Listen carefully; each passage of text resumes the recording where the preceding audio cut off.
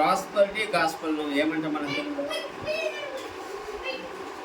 ఏమంటారు? ప్రాస్పరిటీ అంటే ధనిక అంతేనా? ఏమన్నా ఐశ్వర్యం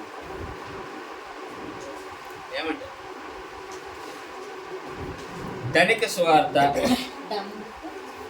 అంతేనా? ఏమంటారు చెప్పండి.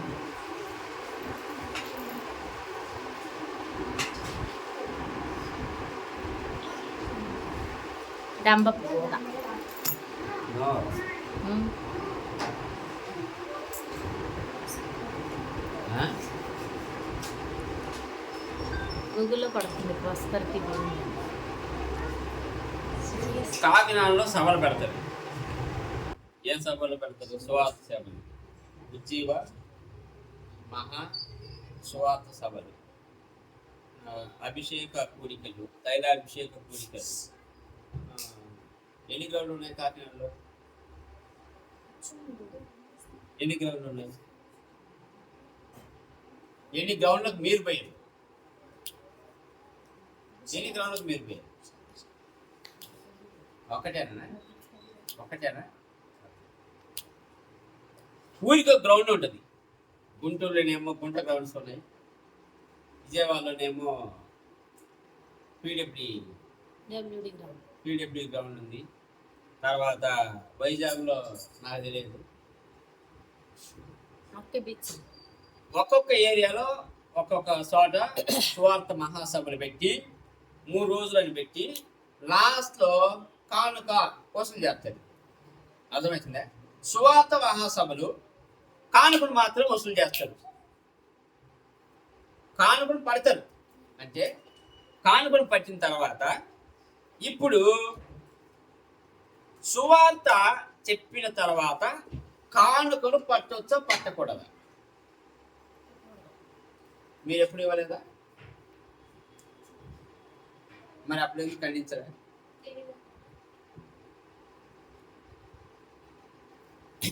ఈ ప్రీచర్స్ ఉద్దేశం ఏంటంటే, నేను ఫలానా వాళ్ళు ఆహ్వానిస్తే వెళ్ళి సువార్త చెబితే నాకు ఇంత డబ్బు రావాలి, 3 రోజులు గాను 3 ఇంతలు రావాలి అని నిర్ణయించుకొని అంటారు. దీనివల్ల ఎవరైతే కండక్ట్ చేస్తారో వాళ్ళు కానుకలను వసూలు చేస్తారు. దీంట్లో 60% మీకు, 40% మాకు. ఇలానే వాళ్ళు క్యాల్కులేట్ చేసుకున్నారు.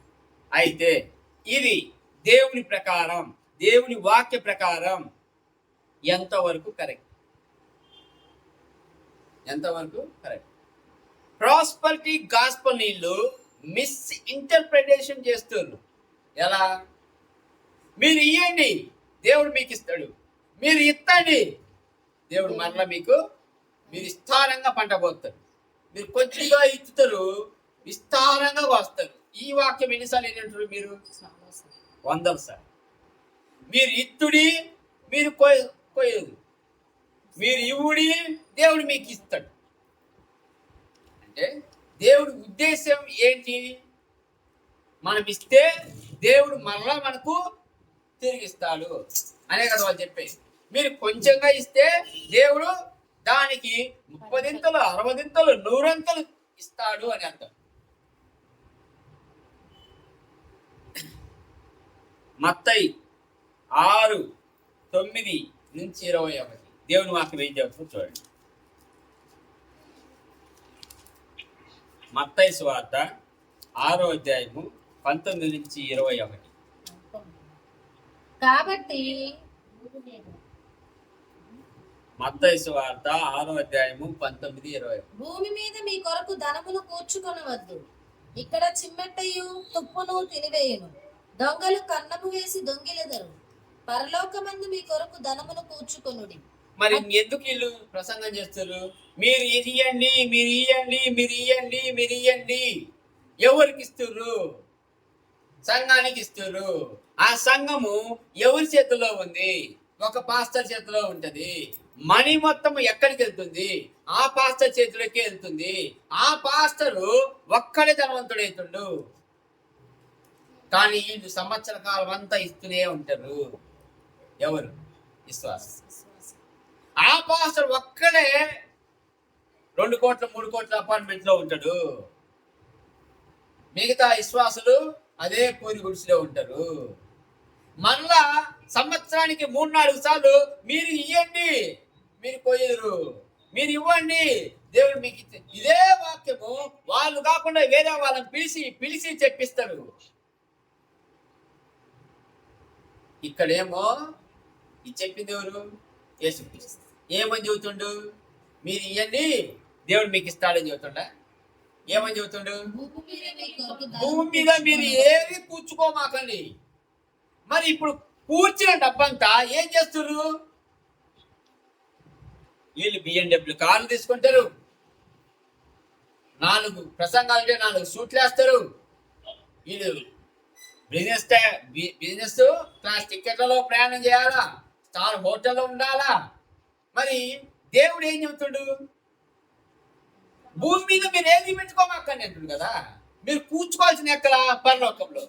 పరలోకంలో కూర్చుకోవాలంటే ఇప్పుడు ఇక్కడ ఏం చేయాలా? ఫిలిప్పీయులకు రాసిన పత్రిక 4:11. ఫిలిప్పీయులకు రాసిన పత్రిక 4వ అధ్యాయము 11 నుంచి 13.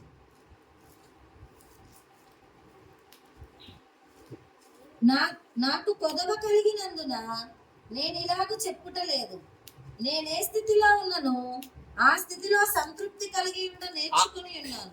నేను ఏ స్థితిలో ఉన్నా, ఒకవేళ అన్నం లేకుండా దాంట్లో నేను సంతృప్తిగా నేను బతకగలను. 4 రూపాయలు ఉన్నాయా, దాంట్లో నేను సంతృప్తి కలగలను. ఏ స్థితిలో అయినా. పౌలు చెప్పే వాక్యం ఏంటంటే, ఇప్పుడు వీళ్ళు చెప్పే ప్రసంగాలు, ఎవరైతే దేవుడు మిమ్మల్ని ధనవంతులుగానే చెయ్యాలనుకుంటున్నాడు అని చెప్పే ప్రసంగికులు అంతేనా? మరి పౌలు ఈ విధంగా చూస్తే ఆయన ఒక మ్యాన్షన్ లో ఉండాలి, ఒక మంచి రిచ్ బోట్ లో జరగాల, సకల సంపద ఆయన అనుభవించి ఉండాలి. ఎక్కడికి పోయినా ఆయనకు పంచవర్ణ పదార్థాలు పెట్టి ఆయన్ను సన్మానించాల. కానీ పౌలు కొన్ని రోజుల పాటు ఆహారం లేకుండా బతికింది. కొన్ని రోజుల పాటు చలి నీళ్ళల్లో, గడ్డ కట్టిన చలి నీళ్ళల్లో ఉడుకుతూ బతికిండు, బట్టలు లేకుండా. ఈడ్చి కొట్టబడ్డాడు, ఈడ్చి జైల్లో వేయబడ్డాడు. లాస్ట్కి పాపం ఒంటి మీద బట్టలు ఉన్నాయో లేవో తల నరికేసాడు. ఆ విధంగా చూసుకుంటే వీళ్ళు చెప్పిన ప్రసంగాల ప్రకారము దేవుడు మిమ్మల్ని ధనవంతులుగా చూడాలనుకుంటున్నాడు అని అన్న ప్రకారం అయితే అపోస్తలులందరూ ధనవంతులుగా ఉండి ఉండాలి. ఎర్లీ చర్చ్ అంటే అప్పుడున్న అపోస్తల సంఘం మొత్తము ఏ విధంగా ఉండాలా? ఫుల్ రిచ్గా ఉండాలి. ఈ ప్రాస్పరిటీ ప్రసంగం చేసే వాళ్ళు ఏం చెబుతారంటే, అబ్రహామును చూపించి, అబ్రహాము ధనవంతుడేండు, మీరు ధనవంతుడు. ఒకవేళ మీరు ధనవంతులు కాలేదంటే మీకు సరి విశ్వాసం లేదు, మీకు భక్తి లేదు. మీకు విశ్వాసం ఉంటే ఖచ్చితంగా దేవుడు మిమ్మల్ని ధనవంతులు చేస్తాడు అని అంటాడు. యెహోవా ఈరే అంటే అర్థమైంది. ఏంటి చూసుకునే? ఏం చూసుకుంటాడు?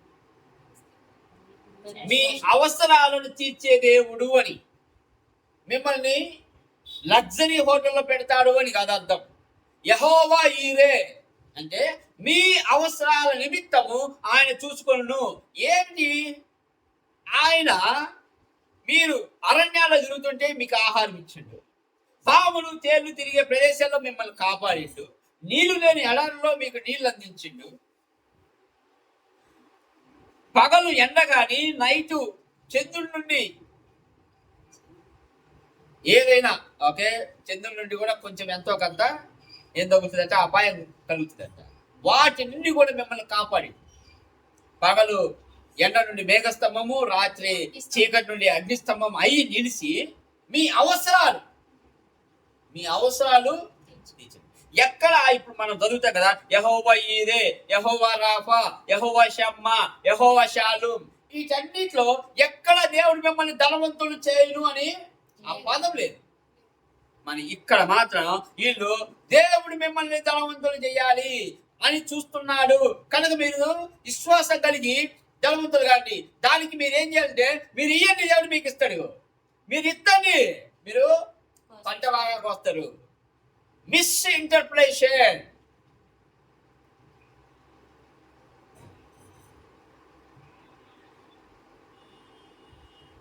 దేవుడు మిమ్మల్ని మీరు ఫ్లైట్ లో జరగాలని కోరుకుంటాడు. దేవుడు మీరు మ్యాన్షన్ హౌస్ లో ఉండాలని కోరుకుంటాడు. దేవుడు మీరు BMW కార్లో జరగాలని కోరుకుంటాడు.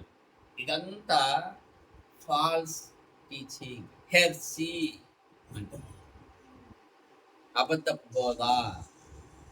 ఎందుకు? వీళ్ళు రిచ్ కావటానికి,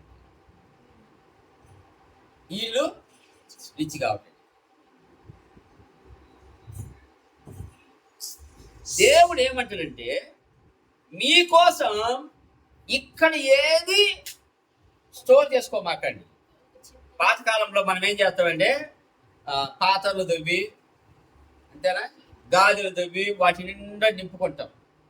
ఒకవేళ మీరు వాటిని నింపుకున్న ఎడలా, అప్పట్లో ఆ రోజుల ప్రకారం దేవుడు యేసుక్రీస్తు చెప్పిన మాటలు ఏమంటాడు, చిమటలు కొట్టేస్తాయి, తురుగులు తింటాయి.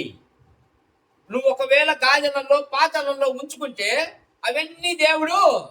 అవన్నీ సిమటలు కొట్టేస్తాయి, అవి మీకు మిగలవు. కనుక మీరేదైనా సంపాదించుకోవాలనుకుంటే రేపు పరలోకంలో సంపాదించుకోండి. దానికి ఏం చేయాలి? ఇక్కడ ఆయన రాజ్యాన్ని, ఆయన నీతిని ఎతకండి అన్నారు. అంతేగాని ఆస్తి ఎతకమని చెప్పలే. God's purpose is not rich, but God's purpose is holiness. God's purpose is Christ likeness. క్రీస్తు మాదిరిగా జీవించడం దేవుని ఉద్దేశం. దేవుని ఉద్దేశం ఏంది? నువ్వు ధనవంతుడు కావడం కాదు. దేవుని ఉద్దేశం నువ్వు కావాల్సింది ఏంటంటే, పరిశుద్ధంగా బతకాలా, నీతిగా బతకాలా, క్రీస్తు మాదిరిగా బతకాలా. అది దేవుని యొక్క ఉద్దేశం. సువార్త మీకు దేవుడు ఫ్రీగా ఇచ్చిండు, మీరు ఫ్రీగా ఇమ్మనేగా చెప్పింది. మీకు ఫ్రీగా వచ్చింది.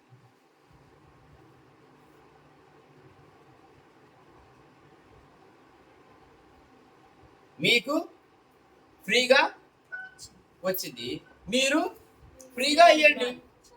మిమ్మల్ని ఎవరో ఒకరు సువార్త చెప్పి రక్షణలోకి నడిపించినప్పుడు మీ దగ్గర డబ్బులు తీసుకొని మీకు సువార్త చెబుతా అని చెప్పిండా? లేదుగా.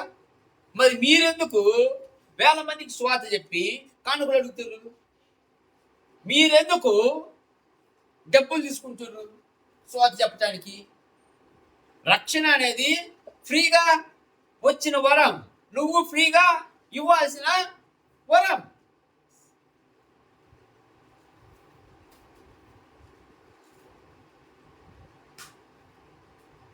వీళ్ళు విశ్వాసాన్ని మంటగలుపుతారు. ఎవరు? ఈ ప్రసంగికులు. ఇప్పుడు హెబ్రీయులకు రాసిన పత్రికలో 11వ అధ్యాయము 35 నుంచి 39 చదివి చూద్దాం. వీళ్ళు విశ్వాసం ఎలా మంటగలుపుతారు. హెబ్రీయులకు రాసిన పత్రిక 11:35 నుంచి 39. స్త్రీలు మృతులైన తమ వారిని పునరుద్ధానము వలన మరల పొందిరి. కొందరైతే మరి శ్రేష్టమైన పునరుద్ధానము పొందగోరి విడుదల పొందనులక యాతన పెట్టబడిరి. మరికొందరు తిరస్కారములను, కొరడా దెబ్బలను, మరి బంధకములను, ఖైదును అనుభవించిరి కదా. అంటే ఇప్పుడు ఏమేమి అనిపించారో క్లారిటీ చదువుతుండు పౌలు. ఒకటి రిజెక్షన్, ఎప్పుడు నువ్వు సువార్త చెప్పినప్పుడు. రెండోది కొరడా దెబ్బ. టార్చరా, దాన్ని ఏమంటారు, పర్సిక్యూషన్. Yes, okay. వాళ్ళు హింసిస్తే, కొరడాలతో కొట్టినట్టు హింసించడమే కదా, హింసించారు. మరి బంధకములను అంటే వాళ్ళని బంధించారు, జైల్లో వేసారు. ఖైదులు ఇవన్నీ ఎవరు అనుభవించారు? శిశువు ఎవరైతే సువార్త ప్రకటించారో వాళ్ళు అనుభవించారు. రాళ్లతో ఇప్పుడున్న సువార్థికులు ఏమో అనుభవిస్తారు? ఇప్పుడున్న సువార్థికులు ఏమో అనుభవిస్తారు? నువ్వు సువార్త చెబితే ఇప్పుడు వాళ్ళు అనుభవించింది ఇక్కడ రాసేది, వాళ్ళు అనుభవించింది ఇక్కడ రాసేది. వాళ్ళు పాపం సువార్త చెబితే, ఎవరైనా క్రీస్తు గురించి చెబితే తలకాయ తీసేయండి, ఎవరైనా క్రీస్తు గురించి చెబితే వాళ్ళని డిసప్పాయి చేయండి, ఎవరైనా క్రీస్తు గురించి చెబితే ఎంబడి పడి కొట్టండి. రాళ్లతో కొట్టబడి. ఓకే, ఇవే వాళ్ళు అనుభవించింది. ఇప్పుడు మన సూట్ నలగదుగా, సూట్ నలుగుతుందా? ఎండాకాలం పెడితే 3-4 ఏసీలు పక్కన, 3-4 ఏసీలు. మన చెప్పే కదా, ఎవరు పాల్ ఇమ్మానియాలు, ఎవరు ఆయన పాల్ ఇమ్మానియాలు, ఎవరు తమ్ముడు. యాడికో ఒక చోటకి పోతా ఉంటే వర్షం పడ్డది, వెనక ఒకడు గొడుగు పట్టుకొని పోతా ఉన్నాడు. ఆయన భార్య అవుతుంది, ఆమె పేరు నిస్సిమ్మానియాలు. ఆమె నిస్సిపాల్. ఓకే, ఇమ్మానియాలు పక్కన పెట్టి. ఓకే, ఆమె వెనకాల ఇంకొకరు గొడుగు పట్టుకొని వస్తా ఉన్నారు. అరే, మీ గొడుగు మీరు పట్టుకోలేరు, మీరు దేవుని సేవకులా? కింద నేను చెప్పిన కామెంట్ కాదు, ఇంకొకరు పెట్టింది. మీ గొడుగు మీరు పట్టుకోలేదు, మీరు దేవుని సేవకులా? ఇక్కడ ఏం చెబుతున్నారు? ఈడ్చబడ్డరు, కొట్టబడ్డరు, జైల్లో వేయబడ్డరు, తల తీసేసిర్రు. మీకు మాత్రం మీ గొడుగు మీరు పట్టుకోలేరు, మీ సొక్కా నలగదు, మీ సూట్ నలగదు, కారు డోరు ఇంకొకరు తీయాలి, మీకు కారు డోరు ఇంకొకరు తీయాలా? ఇంకొక ఆయన ఏంది, బిఎండబ్ల్యూ కారు దిగుతున్నా ఆయనకు పూలు ఎత్తురు. ఎక్కడి నుంచి వచ్చారు రా అనుకున్నా నేను. ఆయన కారు డోర్ తీస్తున్నానే, ఆయన నడిచే దారి బంతి పూలు ఎత్తుర్రు. అర్థమవుతుందా? వీళ్ళు స్వార్థికులు, వీళ్ళు దేవుని సేవకులు.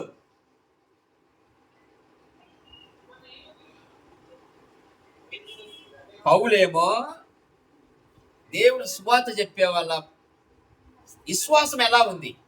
జైలు వేయబడ్డా నమ్మకంగా ఉన్నారు, తలకాయ తీసినా నమ్మకంగా ఉన్నారు దేవుని కోసం, కొట్టబడ్డా ఈడ్చబడ్డా నమ్మకంగా ఉన్నారు సువార్త చెప్పేటప్పుడు. ఒక పిల్ల యేసుక్రీస్తును రక్షకుడు అని ఒప్పుకుంటే నిన్ను కాల్ చేస్తాము అంటే, లైవ్ లో నిప్పు పెట్టి చంపేస్తామంటే పర్లే, చంపుకోండి.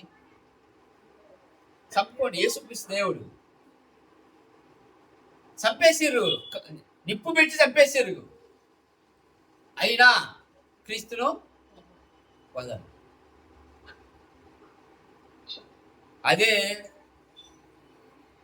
వీళ్ళని ఒక్క దెబ్బ పడితే సోషల్ మీడియా గల్లత్ అవుతుంది. పాస్టర్ని కొట్టిర్రు, ఆ సంఘాన్ని పిలవండి, ఈ సంఘాన్ని పిలవండి, రోడ్డు మీదకి రండి, దండాలు చేయండి. అంకిత్ రెడ్డి చేయలేదా? కాకినాడలో ర్యాలీ నిర్వహించలేదా? ఇది వీళ్ళు గొప్ప సేవకులు. మళ్ళా సోషల్ మీడియా అంతలక్కల ఈయన పేరు మార్మోగారు.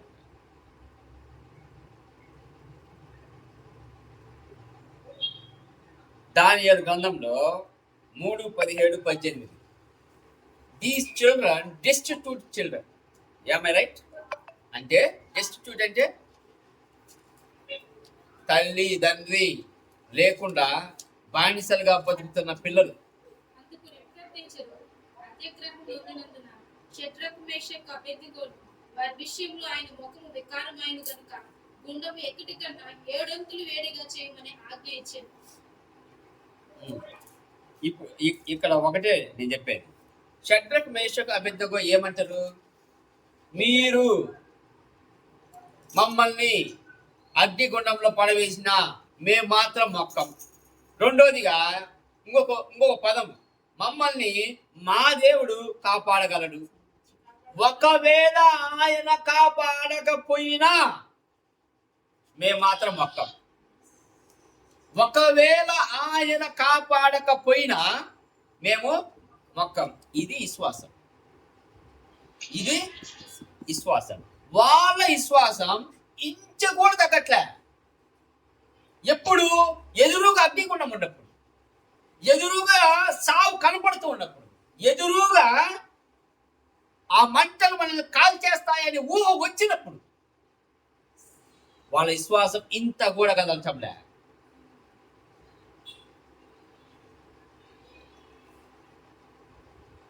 అదే ఇప్పుడున్న పాస్టర్లను ఒక్క దెబ్బ కొట్టి చూడండి, ఒక్క దెబ్బ కొట్టి చూడండి.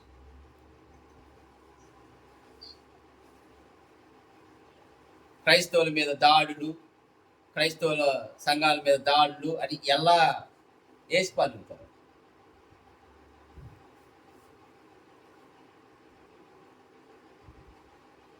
They experience the torture. Early church. They experience the jail. They experience the death. అయినా వాళ్ళ విశ్వాసం కదిలాలే. మీకు ఒక ఎగ్జాంపుల్ చెబుతా.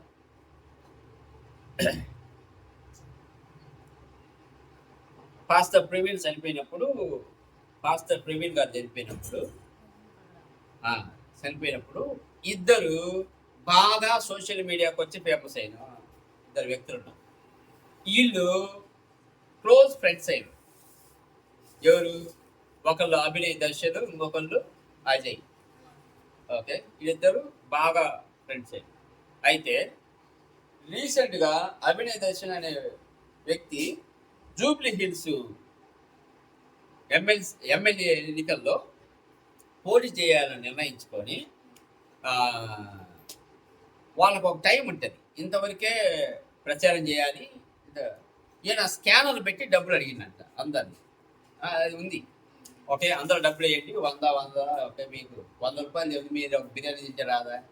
ఇదొక బెగ్గింగ్ అనమాట. అడిగిన తర్వాత ఇప్పుడు అతన్ని తీసుకెళ్ళి జైల్లో పన్నెక్కారు. ఎందుకు అలా అడగడం? చట్ట ప్రకారం నేరం. ఇప్పుడు ఆయన భార్య మళ్ళా సోషల్ మీడియాకి వచ్చి మా ఆయన జైల్లో పడ్డాడు, అజయ్ మాతో ఉంటా అన్నాడు, ఆయన ఇడిచిపెట్టిపోయినాడు అని. అర్థమైందా? ఇడిచిపెట్టిపోయినాడు అని అంటే నీతో ఎప్పుడైనా ఎక్కడికైనా ఒకే నీతో నేను కలిసి ఉంటా అన్న వ్యక్తి ఇప్పుడు మమ్మల్ని వదిలేసిపోయారు, ఇప్పుడు మా ఆయన జైల్లో పడ్డాడు, ఎవరు లేరు మాకు దిక్కు అన్నట్టుగా ఆమె ఏడ్చుకుంటే పెట్టింది. ఇప్పుడు అతను మళ్ళీ లైన్లోకి వచ్చి, అమ్మా స్కానర్లు పెట్టి డబ్బులు అడగడం చట్ట ప్రకారం నేరమని మీకు తెలియదా, మీరు చదువుకోలేదా అని రివర్స్లో వచ్చింది.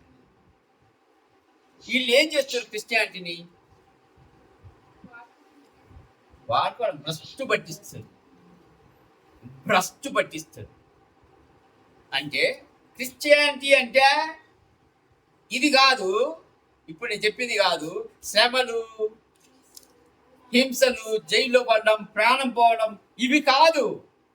మాకు ఎమ్మెల్యే పదవులు కావాలి, డబ్బులు కావాలి, స్కానర్లు పెడతాం, లాక్కోండి, సోషల్ మీడియా పెడతాం, వ్యూలు కావాలి, యూట్యూబ్ మూలంగా డబ్బులు కావాలి.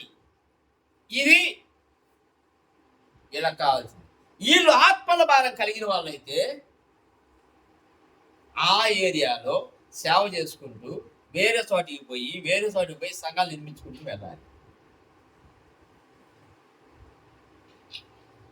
ఇప్పుడు జరుగుతున్న వ్యవహారమే చెబుతాను నేను. షడ్రకు, మేషకు, అబేద్నెగో సావు ముందున్నా కానీ విశ్వాసం సడలకుండా ఉండదు.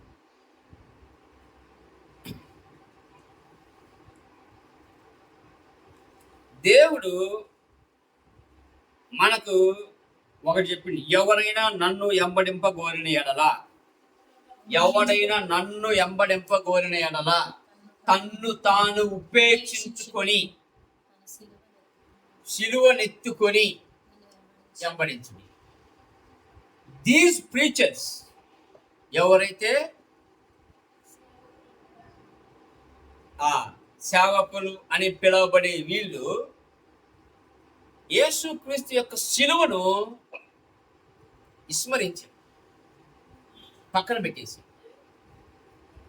వీళ్ళు క్రీస్తు సిలువను పక్కన పెట్టేసి, మీకు రోగం నయం కావాలంటే రండి ప్రార్థన చేస్తా, మీరు ధనవంతులు కావాలంటే రండి ప్రార్థన చేస్తా, మీకు శాంతి సమాధానం కావాలంటే రండి ప్రార్థన చేస్తా, మీకు తలనొప్పి పోవాలంటే రండి ఆయిల్ వేసి ప్రార్థన చేస్తా, మీకు పిల్లలు పుట్టాలంటే రండి అరటికాయలు ఇస్తా. సిలువను పక్కన పెట్టేసాడు. సిలువ ఏం చేస్తుంది? సిలువ రక్షణ ఇస్తుంది. సిలువ మీద మరణించిన యేసుక్రీస్తు రక్తం కారణం వల్ల ఆ రక్తము మూలకంగానే నీకు రక్షణ కలుగుతుంది. నీకు ఇక్కడ కాదు పరలోకంలో నీకు స్థానం ఉంది అని చెప్పే బదులు, మీరు రండి నేను ప్రార్థన చేస్తా తలనొప్పి పోతుంది, మీరు రండి నేను ప్రార్థన చేస్తా కాళ్ళ నొప్పులు పోతాయి, మీరు రండి మీరు పేరుని పూసుకోవాల్సిన మొట్టాలు పోతాయి, మీరు రండి మీ వైట్ హెయిర్ మొత్తం తెల్లగా చేస్తా, అదే వైట్ హెయిర్ మొత్తం నల్లగా చేస్తా. ఇది వీళ్ళ ప్రసంగాలు, ఇది వీళ్ళ సాక్ష్యాలు. సిలువను పక్కన పెట్టేసారు. రక్షణ విశ్వాసం లేకుండా బతుకుతున్నారు వీళ్ళు. సిలువ ఏం చేస్తుందంటే నీకు రక్షణనిస్తుంది అనే మాట వీళ్ళు చెప్పట్లా. క్రీస్తు చనిపోయింది నీ పాపముల కోసం, క్రీస్తు రక్తం కాచింది నీ పాపముల కోసం అనేది మాట మర్చిపోయి సువార్త సభలను కాసింత వీళ్ళు కాసుల సభగా మార్చేస్తారు. కాసుల సభగా మార్చేస్తారు.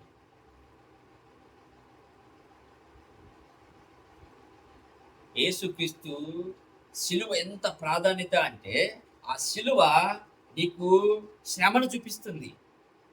ఆ సిలువ ఈ లోకం ఇది కాదు, పరలోకం ఇది పర్మనెంట్ అని చెబుతుంది. ఈ లోకంలో ఉన్నప్పుడు శ్రమను అనుభవిస్తావు, బాధలు అనుభవిస్తావు, ఆఖరి దప్పులను ఎదుర్కోగా. కానీ ఇది వాళ్ళు చెప్పట్లే. ఇది చెప్పకుండా నూనె పుట్టులు అమ్ముకోవడం, కర్చీపులు అమ్ముకోవడం, అరటికాయలు అమ్ముకోవడం, మీరు మొట్టాలు పోతాయి రండి ప్రార్థన చేస్తా, తర్వాత మీ జుట్టు రాలకుండా ఉంటుంది నేను ప్రార్థన చేస్తా, మీ నల్లహేరు తెల్లహేరు ఒకే నల్లహేరుకి మారుస్తా, మూటకపు మాటలు చెప్పి డబ్బులు దడుపుతుంది. They ignore the cross. They ignore the cross. వాళ్ళు దాన్ని మర్చిపోయారు. అసలు యేసుక్రీస్తు యొక్క సిలువను మర్చిపోయారు. నిజమైన ధనికం అంటే, నిజమైన ధనవంతుడు ఎవరు అంటే, ఎవరైతే ఆత్మీయంగా పరిశుద్ధంగా నీతిగా బతుకుతాడో వాడే ధనవంతుడు ఈ లోకంలో. అర్థమవుతుందా? ఎవరైతే నీతిగా ఆత్మీయంగా అంటే క్రీస్తు మాదిరిగా పరిశుద్ధంగా బతుకుతారో వాళ్ళే ధనవంతుడు. నువ్వు ఎంత సంపాదించినావా, ఎన్ని ఇల్లు కట్టినా, నువ్వు మహా అయితే 80, 90, 100 బతికి అవి వదిలిపెట్టిపోవాల్సిందే.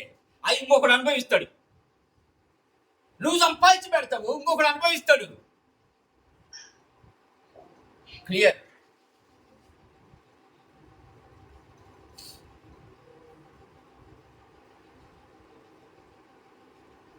అందుకే దేవుడు ఏం చెబుతుంటే, the love of money root cause of all evil things. Pastor David యాంగ్చు ఎంత పవిత్రంగా బతికి ఒక మంచి సంఘాన్ని నిర్మించి ప్రపంచంలో అతిపెద్ద సంఘము అని చెప్పుకొని బ్రతికిన వ్యక్తి, అతని కొడుకు వాళ్ళ డబ్బులు గాజేసినాడు అనే కేసులో ఇరుక్కొని జైల్లో పడ్డాడు. ఎంత అవమానం అంటే, డబ్బులు వచ్చిన కొద్దీ నీకేమనిపిస్తుంది? సపోజ్ ఒక ₹1,00,000 ఇచ్చిననుకో, నువ్వేం ఆలోచిస్తావు? ఈ ₹1,00,000 ఇంకో కోటి ఎడ్ చేయాలి, నేను ఎక్కడ పెట్టాలా? స్థలంలో పెట్టాలనా? మ్యూచువల్ ఫండ్లో పెట్టాలనా? ఏం చేయాలి? దీన్ని 4 అంతలు ఎట్లా చేయాలి? రియల్ ఎస్టేట్ పెడదామా? ఇంకొక స్థలం కొందామా? ఇప్పుడు ఆడ వచ్చిన డబ్బులు ఇంకోసారి పెడదామా? ఆస్తులు పెంచుకుంటూ పోతా ఉన్నావు. అంతే కదా? అంటే నీ ఆలోచన మొత్తం డబ్బు చూడు తిరుగుతూ ఉంటుంది. అప్పుడు నువ్వేం చేస్తావు? నువ్వు గవర్నమెంట్కి ట్యాక్స్ కట్టావుగా, కానుకలకు వచ్చిన డబ్బు నువ్వు ఎలా చూపిస్తావు చెప్పు? ఎలా చూపిస్తావు? నేను పలానా వాళ్ళకి దానం చేసినానో, లేకపోతే ట్రస్ట్కి పెట్టినానో, అనాథ పిల్లలకు చదివిస్తున్నా అని చెప్పాలి. నువ్వు నలుగురి అనాథ పిల్లలకు 10 మందిని చూపిస్తావు. నువ్వేం చేస్తున్నావు ఆడ కదా? 4 ఎకరాలు కొని 10 ఎకరాలని చూపిస్తావు. భూమి మార్కెట్ వాల్యూ ప్రకారం కాకుండా గవర్నమెంట్ రేట్ ప్రకారం నువ్వు కొనాలి అంటే వాడికి లంచం ఇవ్వాలా? మరి నీ బ్రతుకు ఇంతకు ముందు దానికంటే ఇప్పుడు ఏమవుతుంది? డబ్బు ఏం చేస్తుంది? నిన్ను దిగజారుస్తుంది. ధనము నిన్ను దిగజారుస్తుంది.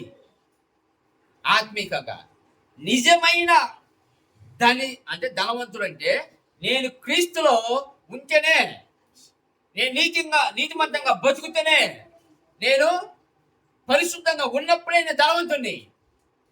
నేను మొన్న చెప్పా కదా, నిన్ను కొంతమందిని నువ్వు యేసుక్రీస్తు వైపు నడిపిస్తే నీకు కిరీటం ఇస్తాడు. కిరీటం ఇచ్చిన తర్వాత మిగతా ఇంకా కొంతమంది, ఎంతమందిని నువ్వు నడిపిస్తావో ఒక్కొక్క స్టార్ ఇచ్చుకుంటూ వెళ్ళిపోతాడు నీకు దేవుడు. అవి వెలుగుతాయి. నీకు ఎన్ని ఎక్కువ ఉంటే అంత స్థానం పరలోకంలో ఖచ్చితంగా. ఎందుకంటే నువ్వు భూమి మీద చేసిన సేవ వృధా పోదు. నువ్వు ఆకలి దప్పులు ఓర్చుకొని ఒక మనిషిని యేసుక్రీస్తు వైపు నడిపించినంటే దేవుడు నువ్వు చేసిన పనికి ఖచ్చితంగా లెక్క ఉంటుంది. దానికోసం మనం శ్రమించాలి.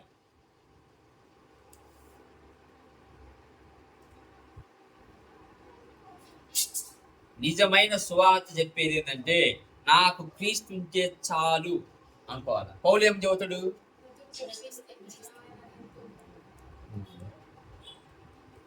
పౌలు ఏమంటాడంటే నాకు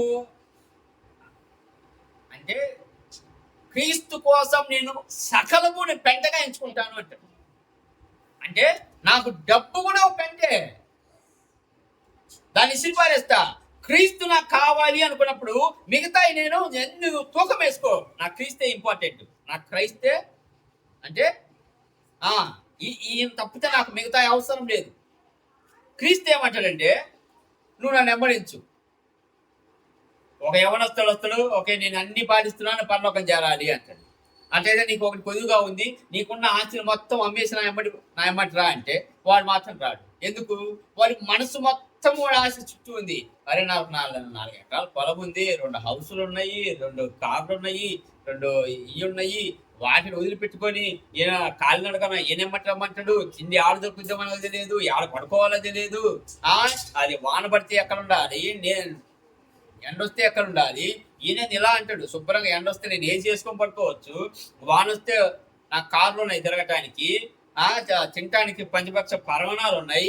ఇవన్నీ వదిలేసి ఈయనమ్మటి రమ్మంటాడు. ఈయన ఆడికి పోతాడో నాకు తెలియదు, ఈయన ఎక్కడ తింటాడో నాకు తెలియదు, ఈయన ఎక్కడ నివసిస్తాడో నాకు తెలియదు. వాన వస్తే ఏం చేయాలి, ఎండ వస్తే ఏం చేయాలి ఆలోచించుకొని నాకు వద్దు అని వెళ్ళిపోయాడు. అప్పుడేం చెబుతాడు యేసుక్రీస్తు?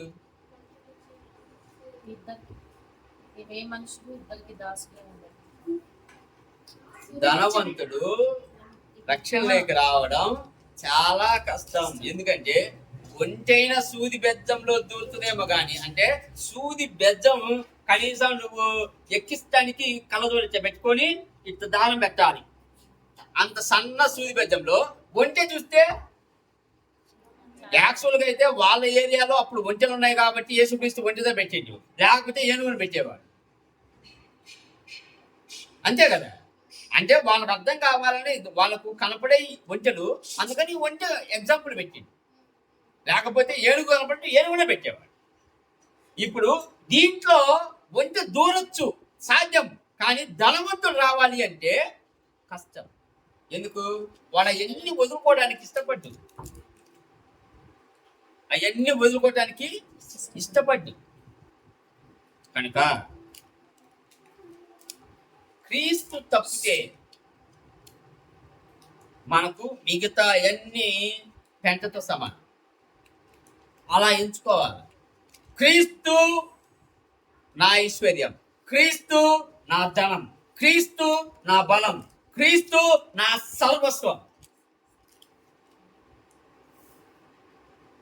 అలా జీవించినప్పుడే యేసుక్రీస్తు నిన్ను దగ్గర తీసుకొని, బలా నమ్మకమైన నా దాసుడా, నువ్వు మంచి పని చేసి వచ్చినావు, నిన్ను నేను ఆశీర్వదిస్తా, నిన్ను ఆ స్థానంలో కూర్చోబెడతా అని పరలోకంలో తన పక్కకు తీసుకుంటాడు.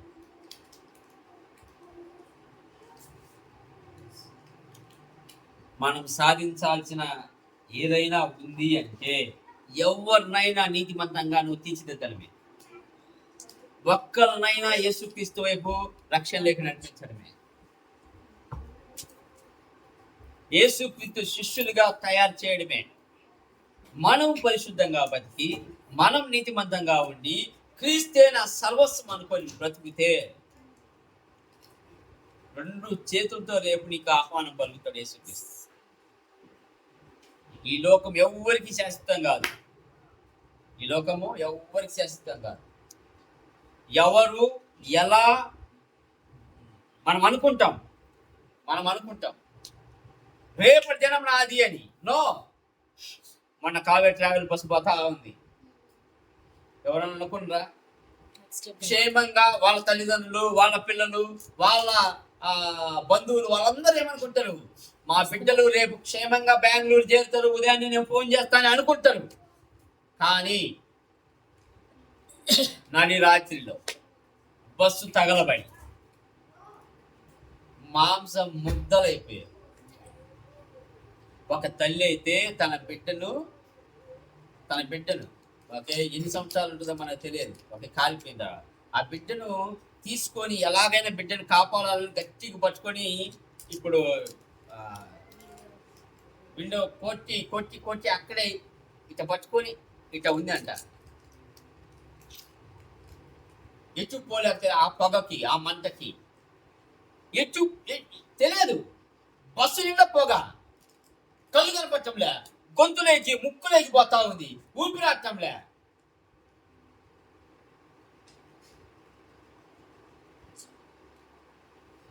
పరిస్థితి ఏంది? వాళ్ళల్లో ధనవంతులు లేరా? కాపాడుకోగలిగిర్రా వాళ్ళ పిల్లల్ని? వాళ్ళలో ఐశ్వర్యవంతులు లేరా? కాపాడుకోగలిగిర్రా? లేదు. ఏ సమయంలో అయినా మనం ఈ లోకాన్ని విడిచిన ఎడల యేసుక్రీస్తు 2 చేతులతోటి మనల్ని ఆహ్వానించే స్థితికి మనం చేరుకోవాలి. ఆ లోపు వీలైనంత వరకు దేవుడు మనకు రక్షించింది కాబట్టి మనము వీలైనంత వరకు ఇతరులకు సువార్త చెప్పి వాళ్ళను రక్షణలోకి నడిపించాల్సిన బాధ్యత 100% 200% ఉంది. నీ భుజాల మీద ఆ భారం, మన భుజాల మీద ఆ భారం, ఆ భారాన్ని కొనసాగించాలి. ఈ భారాన్ని కొనసాగించేటప్పుడు హింసలు వస్తాయి, కష్టాలు వస్తాయి, ఆకలి దప్పులు ఎదురవుతాయి, ప్రాణం మీదకి కూడా వస్తాయి. అయినా ఎదుర్కోవాలి. షడ్రకు మేషకు అబేద్నెగో చెప్పినట్టుగా నువ్వు ఏదైనా చేసుకో, నేను మాత్రం మొక్కను. ఒకవేళ దేవుడు మమ్మల్ని కాపాడకపోయినా పర్లే, మొక్కను. క్రీస్తును విస్మరించేది లేదు. ప్రాణం పోయినా పర్వాలేదు, క్రీస్తును మాత్రం నేను ప్రకటిస్తా. క్రీస్తుని నేను నా ఐశ్వర్యంగా భావిస్తా, నా సర్వస్వంగా భావిస్తా, ముందుకెళ్తా. ఇందాక మనం పాడిన పాటలో రక్తం సిందించైనా సరే సాక్షిగా బతుకుతా, అంతేగాని క్రీస్తు కోసం నేను సర్వస్వం వదులుకుంటా, నేను ఏదైనా వదులుకోవడానికి సిద్ధం, అంతేగాని నేను వెనకడుగు వేయను. ఇది క్రీస్తులో నివసించే భాగ్యము, ఐశ్వర్యం. అంతేగాని ఇతరులు ప్రసంగికులు చెప్పినట్టుగా రండి, మీరు ఎత్తండి, మీరు ధనవంతులైతారు, మీరు ఎత్తండి, మీరు ఐశ్వర్యవంతులైతారు, మీరు ఎత్తండి, BMW కార్లు వస్తాయి, మీరు ఎత్తండి, మీకు మ్యాన్షన్ హౌస్లు వస్తాయి, మీరు ఎత్తండి, అనేక డబ్బులు మీకు వస్తాయి, మీరు 7,000 ఇస్తే ₹1,00,000 వస్తాయి, మీరు ₹1,00,000 ఇస్తే ₹1,00,00,000 వస్తాయని లాటరీ ప్రసంగికులకి ఒక కంట గమనిస్తూ బతకండి. ఒక కంట గమనిస్తూ బతకండి.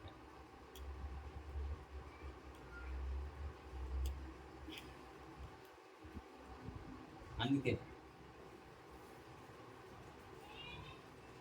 అబద్ధ ప్రవక్తలు బోల్డ్ ఎంతమంది వస్తారంటే ముందే యేసుక్రీస్తు హెచ్చరించారు.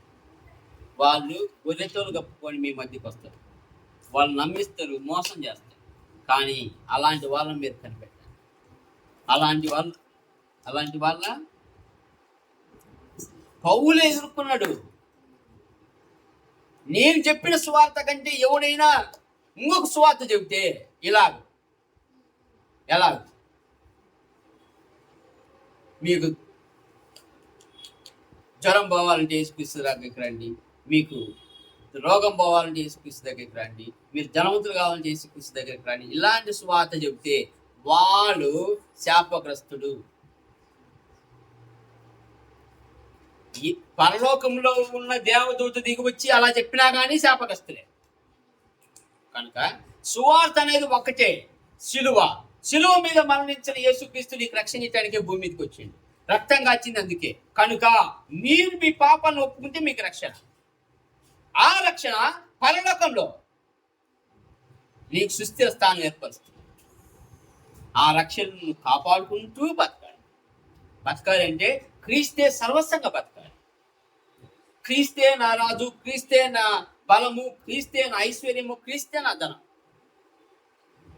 ఇది పౌలు చెప్పిన స్వార్థ. ధనం వెంబడి పరిగెత్తమాకండి, ధనాన్ని ప్రేమించమాకండి.